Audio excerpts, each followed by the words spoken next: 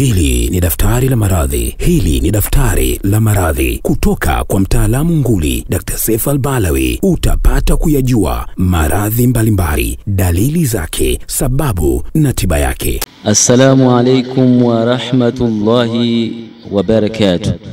Alhamdulillahi rabbil alamin, wassalatu wassalamu ala rasulillahi sallallahu alayhi wasallam.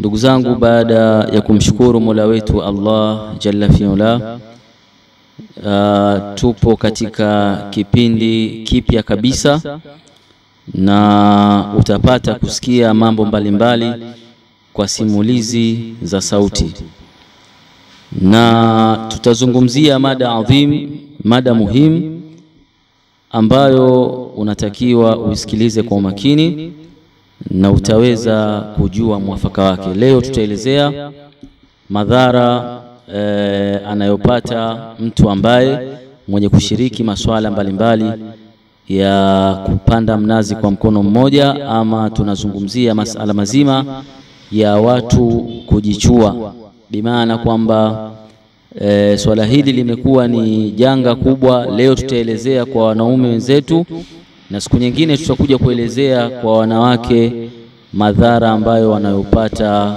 kwa kujiridhisha wao wenyewe. Wanawake wanashiriki masuala haya na wanaume tunakuwa baadhi yao wanakuwa wanashiriki masuala haya. Kwa hiyo tutaelezea ili kuwaepusha watu waepukane na masala haya ambayo yanaweza yakawaletea hatari katika maisha yao. Na lengo kubwa ya kipindi hiki ni kuweza kutoa elimu ili watu waweze kunufaika nayo, kwa sababu watu wengi sana wamekuwa wakifanya mambo bila ya kutafakari, bila ya kujua madhara yake. Kwa hiyo ukishajua madhara yake, moja kwa moja tunakushauri uache hilo swala na utaweza kuwa katika hali nzuri. Na madhara haya ya kupanda mnazi kwa mkono mmoja ama masuala mazima ya punyeto yamekuwa yakizungumziwa na matabibu mbalimbali, madokta mbalimbali, lakini tunakuwa tunarudia kwa sababu ya kuwapa watu faida mbalimbali ili waweze kuacha swala hili. Kujichua ama kupanda mnazi kwa mkono mmoja ni ile hali ya mtu kujiridhisha yeye mwenyewe binafsi. Anaweza akatumia vitu mbalimbali katika masuala haya ya kujiridhisha yeye mwenyewe, na moja ya madhara ambayo anayopata huyu mtu anayeshiriki masuala haya, kwanza anakuwa dhaifu, kwa sababu masuala ya punyeto yanakuwa yanapoteza protini na calcium ndani ya mwili, na hivi ni vitu muhimu mwanadamu kuwa navyo. Vinapokuwa vimepungua vinaweza kumletea athari kubwa katika mwili wake. Madhara ya pili, huleta matatizo katika neva na kupelekea matatizo ya macho na kutokuona vizuri. Madhara ya tatu ni moja kisababishi kikuu cha mtu kupungukiwa nguvu za kiume na kumfanya awe yupo katika hali mbaya, pengine kushindwa kuoa, pengine kuwa katika hali mbaya sana ya ndoa. Na mtu ambaye anashiriki masuala haya anakuwa na mfadhaiko, anakuwa na stress na anakuwa hayuko sawa, na huleta matatizo ya kisaikolojia na kusababisha majonzi na huzuni, na mtu kujilaumu nafsi yake mara baada ya kumaliza kufanya swala hili.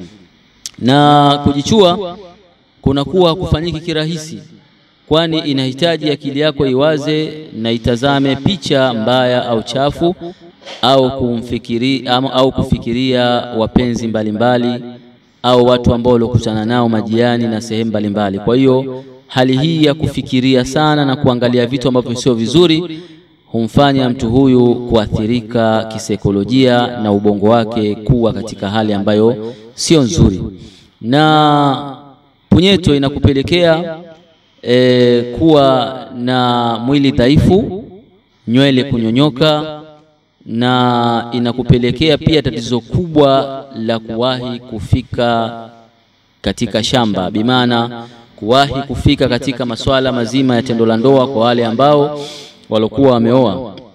Kuna wengine wameoa na wanashiriki masuala ya kujichua. Mtu utakuta pengine ana wake watatu, ana wake wanne, lakini anashiriki masuala ya kujichua kwa sababu tayari ile swala alilianza akiwa mdogo sana, bimaana kwamba amepata athari kubwa sana katika maisha yake. Na mtu kama huyu anapoliendea lile tendo anawahi kumaliza mapema sana. Kwa hiyo anaweza akachukua dakika chache tu katika masuala hayo. Kwa hiyo linakuwa sio swala zuri kabisa kwa yule mke wake. Na punyeto inapunguza wingi wa mbegu, reduces your sperm count. Na mtu huyu anaweza akawa mgumba na ni matokeo mabaya sana, bimaana kwamba unakuja kuoa unakuta hakuna ujauzito miaka nenda rudi. Mtu kama huyu anapata tatizo la low sperm count, ama anapata tatizo la azoospermia ama oligospermia. Azoospermia ni ule mwanaume ambaye hazalishi kabisa mbegu za uzazi. Oligospermia ni ule mwanaume ambaye ana mbegu chache ama mbegu ambazo mbovu, mbegu ambazo vichwa vyake vinakatika na mikia inakuwa inakatika, kwa hiyo mbegu zile zinakuwa hazina nguvu. Na punyeto husababisha ugonjwa wa kupoteza kumbukumbu, na punyeto inasababisha kuondosha hamu ya kuweza kushiriki tendo la ndoa na kumaliza kabisa nguvu za mwanaume. Kwa hiyo nasaha zangu ambazo nazotoa mimi, watu waache kushiriki masuala haya kwa sababu yanaweza kawaletea madhara makubwa katika maisha yao. Al-Jalila Herbal and Hijama Clinic kwa hapa Zanzibar tunapatikana Mwanakwerekwe Mwembedezo, lile jia la kwenda Kwerekwe A katika ile sheli ya Gapco. Tupo nyumba ya 4, utaona ofisi imeandikwa Al-Jalila Clinic. Pembeni kuna bucha la nyama, ukiingia tu jia la ndani utaona ofisi imeandikwa Al-Jalila and Hijama Clinic. Na kwa mawasiliano utatupigia 0778888987 0778888987 na 0659625151 0659625151. Hapa nimekuandalia dawa ambazo utaziona mbele ya kamera. Kuna dawa za aina kadhaa ambazo zinatibu matatizo haya kwa wale wanaume ambao walioshiriki masuala ya kujichua. Na dawa hizi utazipata popote ulipo, ukiwa upo nchi za nje, ikiwa upo nchi kama za Afrika Mashariki, huko Dar es Salaam, huko mikoani, huko Zanzibar. Kwa wakazi wa Unguja watakuja ofisini, kwa wakazi wa Dar es Salaam wataenda katika branch yetu maeneo ya Mwananyamala, kwa wakazi wa mikoani wataweza kupiga namba zetu, tutawafahamisha jinsi gani watazipokea dawa zetu. Na kwa wale ambao wapo nchi za nje tutawatumia kwa njia za DHL, na watu wa Kenya tutawatumia kwa njia ya mabasi, na watu wa Uganda. Lakini kikubwa ambacho nitakachokuasa kwamba Allah tabaraka wa taala anatuambia wala takrabu zina innahu kana fahishatan wa saa sabila, wala usikaribie zina, hakika ni uchafu uliokuwa mkubwa sana. Kwa hiyo tunasisitiza kwamba hizi dawa watatumia watu maalumu, wale wenye malengo mazuri ambao wapo katika ndoa zao wanataka kujitibu, kwa sababu zinasaidia hata kuondosha tatizo la upungufu wa nguvu za kiume.